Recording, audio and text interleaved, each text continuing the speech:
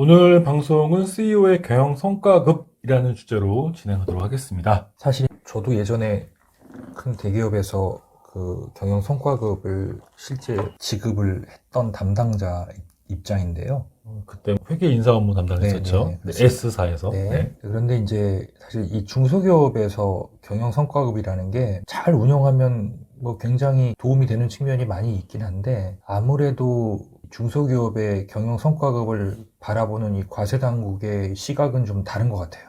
재밌는데 제가 한번 읽어볼게요. 네. 과세당국은 경영성과급에 대해서 박하리만큼 엄격한 세무 검증의 잣대를 들이댄다. 네. 그렇죠. 특히 소유와 경영이 분리되지 않아 경영 투명성이 현저히 낮은 중소법인이 오너 등에게 지급하는 경영성과급에 대해서는 더욱 그러하다. 이는 특정 이익이 법인세를 줄이기 위한 손익조정 목적이거나 특정 임원의 상여금 형식을 취해 이익을 분여하기 위한 목적일 공산이 크다. 그렇죠. 네. 이게 결론은 이제 이런 의심을 얼마나 줄여주냐. 쉽게 결론부터 말씀드리면 적법하게 받아간 거다. 적법하게. 적법이라는 말에는 합법적이고 합리적이라는 말이 다 포함되어 있다고 봐야 되겠죠. 이걸 이제 입증하는 게 되게 중요한 것 같아요. 밑에 부분 되게 중요할 것 같습니다. 경영성과급도 상법상 임원의 보수에 포함되므로 강행 규정인 상법 규정에 따라 주주총회의 결의를 득해야 한다. 대법원은 설사 경영성과급이 직무 수행에 대한 보상으로 지급되는 보수이며 경영성과급의 일부가 주주총회에서 정한 이사의 보수한도 내에 있다 하더라도 주주총회의 결의 없이 대주주의 의사결정만으로 이루어지는 것은 무효라고 판시했다.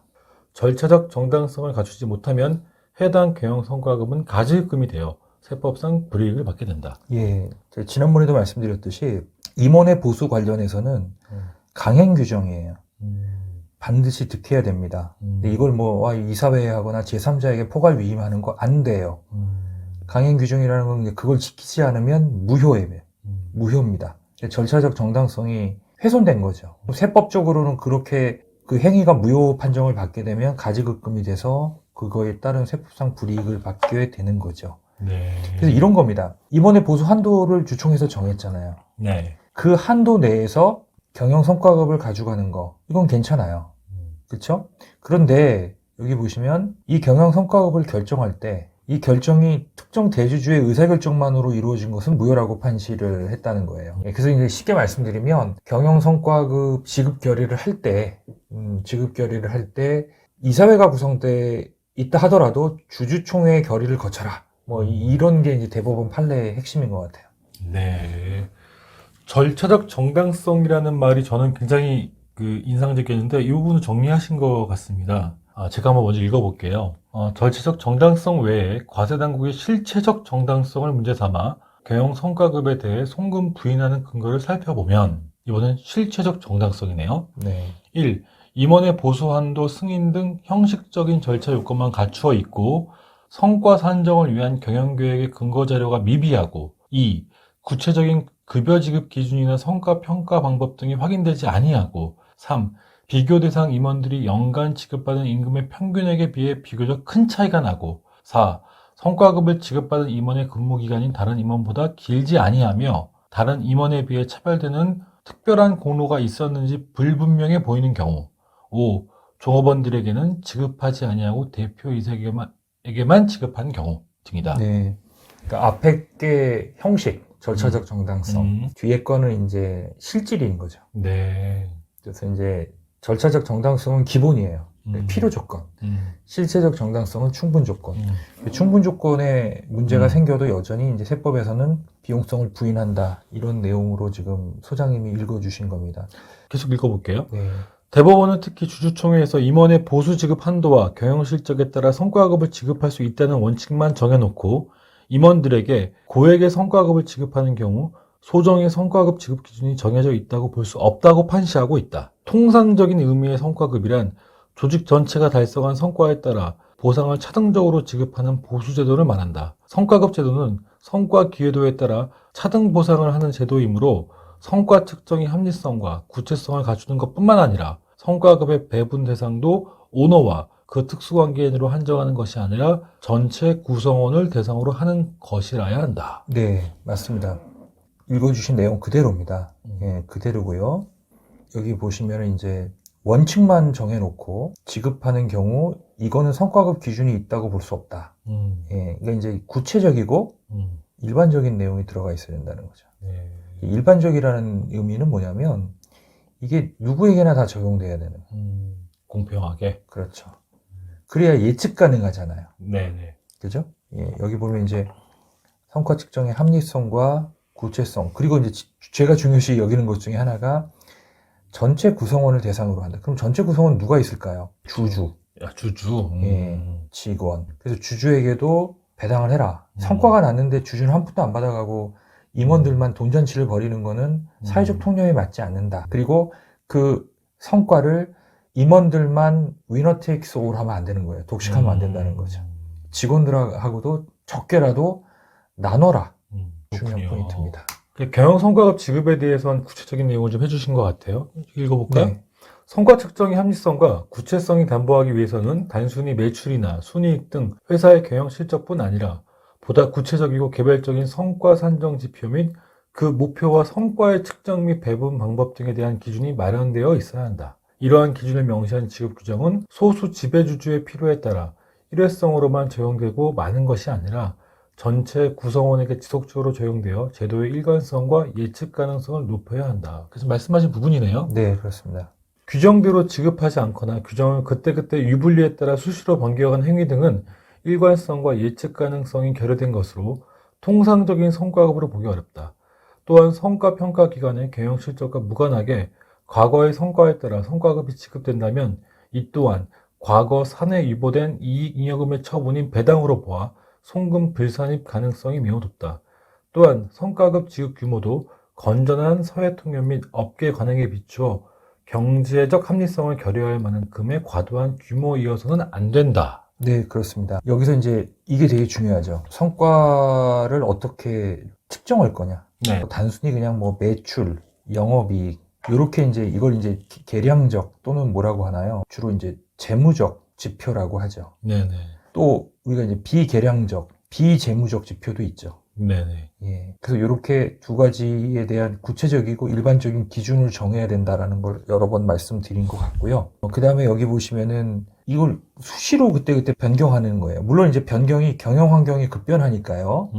뭐 작년에 세워놓은 규정이 올해 갑자기 뭐 영업 환경이 안 좋아져서 수정할 수는 있잖아요. 네네. 이 정당한 사유가 있으면 돼요. 뭐 예를 들어 경영상 긴박한 사유라든가 해서 성과급은 회사의 재정적 여력 안에서 주는 거니까 네. 외부의 어떤 변수에 의해서 경영 환경이 악화됐거나 어떤 변화가 있다면 아니면 뭐 회사가 신규 투자를 위해서 법인을 일정 유보해야 될 어떤 이런 타당한 이유만 있다면 그건 괜찮아요. 네. 근데 이런 정당한 사유 없이 줬다 안 줬다 하는 것들은 이제 이게 일관성이 되게 떨어지는 행위잖아요. 네네. 예, 그리고 이 경영 성과가 너무나 과거의 어떤 그 경영 실적과 관련해서만 여기 보시면 평가 기간이라는 게 있잖아요. 뭐 반기, 1년. 이거 무관하게 이제 과거의 성과에 따라서 지급하게 되면 이거는 잉여금을 처분한 걸로 볼 공산이 크겠죠. 네. 과거의 성과에 대해서 법인에 쌓여있는 이익은 주주 거지 임원 게 아니에요. 네네. 근데 그걸 털어서 임원들에게 줬다는 얘기는 알고 보니까 그 임원이 주주예요. 이제 배당으로 받아갈 거를 인건비로 법인세를 줄이려고 받아간 걸로 인지가 될 수밖에 없는 거죠. 그래서 계속 말씀하시는 게 주주들한테 매년 정기적인 배당 또한 대단히 네, 그렇습니다. 중요하다라는 말씀. 그래서 인건비의 정당성을 확보하는 데 있어서 우리가 제일 간과하는 게 뭐 규정이 좋아요. 규정이 당연히 있어야 되죠. 그다음에 규정이 구체적이고 일반적인 거 좋아요. 네. 근데 그럼에도 불구하고 2% 부족한 거 주주에게 배당을 하라는 거예요. 물론 이제 주주에게 배당을 안 하고 있다가 언젠가 한꺼번에 배당해도 좋아요. 뭐 그렇지만 그거는 이제 주주 입장에서는 정기 배당이 아니라 그런 이제 일시에 누적 배당을 받게 되면 배당 금액의 절반 가까이가 또 세금으로 지출되니까 개인적으로 볼 때 그게 득이 될 게 없어요. 네. 그러니까 꾸준히 작더라도 이익의 어떤 비례해서 일의 어떤 이익과의 어떤 상관관계, 연관관계를 갖고 배당을 하기 시작하면 세금도 절세가 되고 이렇게 이제 성과급 잔치를 벌이더라도 이게 구성원들 사이에서는 불만이 있을 수 있지만 적어도 이 과세당국의 검증의 잣대는 피해갈 수 있는 방편이 될 수 있다. 이렇게 제가 말씀드릴 수 있을 것 같습니다. 그래서 우리 부사님께서 준비하신 내용이 경영성과 공유제. 네, 그렇죠. 그래서 직원들하고도 성과를 좀 공유하면 네네. 얻을 수 있는 세제 혜택들이 있다는 거예요. 임원은 이제 뭐 성과급을 받아가게 되면 인건비 처리되는 거, 비용 인정되는 것만 있지만 그 성과급의 일부를 경영 성과급이라는 이름하에 직원들에게 분배할 때 여러 가지 세제 혜택이 있다는 거예요. 예, 그래서 그걸 좀 말씀을 드리고 싶습니다. 여기 보시면 세법에서도 근로자에 대한 경영 성과급 지급을 장려하고 있어요. 법인과 수령하는 개인 모두에게 세제 혜택을 제공하고 있습니다. 법인이 얻는 세제 혜택은 지급한 경영 성과급의 10%를 소득공제 해주겠다는 거예요. 그러니까 법인세 예, 소득공제. 그렇죠. 이번에 뭐 세법 개정안에는 15%로 이게 상향 조정이 돼 있습니다. 네. 단기간 동안이죠, 그렇죠? 그렇죠. 예. 네. 네. 다만 이건 이제 고용에 관계된 거니까 이것도 고용이 늘 줄면 안 돼요. 고용이 네. 유지되거나 더 늘어야 돼요. 줄어들면 토해내죠. 네, 그렇죠. 그리고 이제 고용과 관계된 다른 세액공제나 세액감면제도하고 네네. 중복은 안 돼요. 네. 예. 이럴 수 있죠. 뭐 고용이나 이런 건 늘지 않았어도 추가적으로 내가 고용 세제 혜택을 더 받지 못해도 이건 더 받을 수 있는 거죠. 네. 경영 성과급에 따른 세액공제나 이런 것들은. 그리고 근로자도 혜택이 있네요. 그렇죠. 이거는 근로자도 혜택이 적지 않게 있습니다. 예를 들어 이런 거죠. 저도 네. 예전에 실무할 때 보면 연말에 성과급이 다 집중돼 있어요. 네. 그러니까 회사는 성과급을 준다고 줘요. 뭐 1,000만 원을 줬는데 실제 받아간 사람은 200~300도 못 받아가는 경우가 많아요. 세금 때문에. 그렇죠. 예전에 세금 때문에 다 이게 특히 고직급으로 올라가고 고연봉자일수록 이제 어떻게 보면 성과급 받은 걸로 다 세금을 내는 거예요. 사실 주는 회사는 상당히 공을 들여서 주는데 성과급 받는 거에 대한 효과가 반감되고 세금은 또 세금대로 많이 나가고 그래서 이제 대기업들은 보통 이렇게 많이 하죠. 원천 징수를 굉장히 높게 뗍니다. 그래서 매월 100%보다 초과된 금액을 원천세를 납부하고요. 그 대신에 이제 환급을 많이 받게끔 구조를 보통 짜지요. 네. 그래서 성과급이 가급적 세금으로 나가지 않고 직원들에게 좀 귀속될 수 있게끔 구조를 짜는 것도 되게 중요한 일인데 이제 중소기업은 그렇게 고연봉자가 많지는 않아요. 그렇지만 이제 중소기업의 직원들이 이 제도로 얻는 혜택은 성과급으로 인해서 늘어나는 소득세 그거의 50%만큼은 이제 감면을 해주겠다는 거예요. 가령 예를 들어 연봉을 4,000 받는 분이 성과급을 500 받았다. 그럼 이제 500으로 인해서 늘어나는 세금이 있잖아요. 네네. 그러면 실질적으로 그 가처분 소득이 많이 줄어들기 때문에 그 늘어나는 세금의 50%를 또 감면해 주겠다는 거예요. 이제 큰 혜택이네요. 근데 법인은 혜택을 받을 수 없을 수도 있겠죠. 중복공제 안 되고 하니까. 그렇지만 그럼에도 불구하고 이제 근로자는 혜택을 받을 수 있겠죠. 네. 또한 이제 그 성과공유기업 인증제도라는 게 있어요. 네네.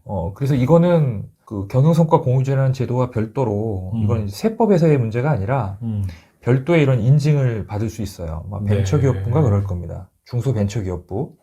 이 인증을 저는 받으라고 되게 이제 권장을 하는 편이 왜 그러냐면 성과공유기업이라고 인증서를 받게 되면 뭐 국가가 뒷배로 있는 무슨 정책자금이라든가 국가가 하는 사업에 일정 부분 이제 가점이 있어요. 그리고 저는 또 두 번째는 뭐냐면 ESG 경영이 지금 굉장히 지금 핫하지 않습니까? 사실 중소기업이 뭐 환경이나 사회적 책임이나 지배구조에 직접적으로 기여할 게 많지가 않아요. 이 성과공유제라는 거는 일종의 그 ESGS, 기업의 사회적 책임. 뭐냐면 성과를 어떻든 직원들하고 나누는 것도 사회적 책임의 하나에 들어갈 수 있다. 라는 측면에서 작게라도 ESG 경영을 실천할 수 있고 또 G가 거버넌스잖아요. 이 거버넌스가 일종의 투명 경영, 윤리 경영이거든요. 이 직원들하고 이익을 나누는 것 자체가 중소기업 입장에서는 되게 투명 경영이고 또 윤리 경영이기도 해요. 네. 예, 그래서 저는 이 성과 공유 기업을 성과 공유를 해서 세액 공제를 받는 거와 별도로 인증서도 받아서 그런 이제 여러 가지 어떤 기회가 왔을 때에 기회를 누릴 수 있는 어떤 그런 준비를 하는 것도 상당히 의미가 있다라고 봅니다. 1인 오너 법인이네요? 이런 질문도 하세요. 1인 기업이 성과급 받아가면 좀 시청을 거시기 하지 않냐. 뭐 이런 이야기를 하는데요. 그렇지 않습니다. 뭐 1인 기업도 앞에서 말씀드린 것처럼 절차적 요건과 실체적 요건을 갖추면 돼요. 오히려 1인 기업은요, 이 절차적 정당성이 다소 완화된 규정을 적용합니다. 무슨 얘기냐면, 본인이 결정을 했으면 그게 곧 결의사항이잖아요. 네네. 그래서 약간의 하자가 있더라도 이거는 용인이 된다. 무슨 얘기냐면 그 하자 때문에 그 결의 자체가 법적으로 부인당하지는 않는다. 판례를 좀 잠깐 읽어보겠습니다. 오너 1인이 100% 지분을 소유한 회사가 오너에게 성과급을 지급할 수 있을까? 대법원은 해당 주주가 주주총회에 출석하면 전원 총회로서 성립하고 그 주주의 의사대로 결의가 될 것임이 명백하기 때문에 총회 소집 절차가 불필요하고 실제로 총회 개최 사실이 없었다 하더라도 그 1인 주주에 의하여 의결이 있었던 것으로 주주총회 의사록이 작성되었다면 특별한 사정이 없는 한 그 내용의 결의가 있었던 것으로 판시하고 있다. 네, 이게 바로 그겁니다. 이제 의사록만 작성하면 그 실제 뭐 주총을 열었는지 아닌지 네네. 약간 뭐 절차상의 하자가 있더라도 흠결이 있더라도 그건 이제 인정하겠다는 거예요. 네네. 1인 회사 같은 경우. 다만 네. 그럼에도 불구하고 네. 실체적 정당성은 동일하게 네네. 가지고 가야 된다는 거예요. 성과 측정이 명확해야 되고 지급 규정의 구체성과 일반성이 담보되어 있어야 하고 과도하지 않아야 되고 직원들하고 일부 주주나 직원들하고 공유해야 된다라는 그런 이제 실제적인 정당성은 확보를 해야 된다는 거예요. 그러니까 매출액 대비 너무나 많은 것들을 만약에 책정한다거나 지급했었을 경우에는 소금부인 될 수 있다. 네, 1인 회사가 아니라 5대5 이렇게 이제 공동 대표 체제를 운영하는 회사는 어떤 건지 그 얘기 한번 판례 한번 읽어봐 주시겠습니까? 두 번째. 또한 2명의 공동대표이사가 전체 지분을 소유하며 관행적으로 별도의 주주총회 또는 이사회를 개최하지 아니하고 공동으로 결제하는 방법으로 이를 가름한 경우도 정관 주주총회 또는 이사회의 결의에 의하여 결정된 임원 보수 한도 지급 규정 및 성과급 지급 규정에 의하여 쟁점 상여금을 지급한 것으로 본다고 판시하였다. 네, 이것도 마찬가지로 뭐 지분이 5대5 있잖아요. 네네. 둘이 다 사인을 했으면 실제 주총이나 이사회를 열지 않았다 하더라도 네. 이거는 뭐 그 형식이 실질을 무효할 만큼의 그런 흠결이 아니기 때문에 네네. 인정을 하겠다라는 의미로 그렇게 대부분은 보고 있다는 거예요. 그래서 네. 절차적 요건은 다소 좀 완화됐지만 그렇다고 해서 그게 실체적 요건까지도 누선해야 된다는 건 절대 아니다. 이해를 하시면 될 것 같습니다. 오늘 방송은 경영 성과급에 관련된 얘기를 좀 해주셨는데 임원들이 경영 성과급을 어떤 기준을 가지고 만들어야 될지 뭐 구체적인 내용까지는 뭐 컨설팅을 받아야 되겠지만 그 기준들을 판례를 통해서 좀 말씀해 주셨고요. 그 중에 또 가장 좋은 파트너가 하나가 이 경영 성과 공유제를 네. 말씀해 주셨습니다. 제가 보게 되면 대표님들 이제는 급여를 지급하거나 상여를 지급했었을 때 명확한 기준이 없었을 경우에는 송금이 부인당하거나 나중에는 뭐 가지급금이 되거나 아니면 이익 처분으로 추가적인 세금이 나올 수 있으니까 이 부분들 꼭 챙기셨으면 좋겠습니다. 자, 오늘 방송 고맙습니다. 고맙습니다.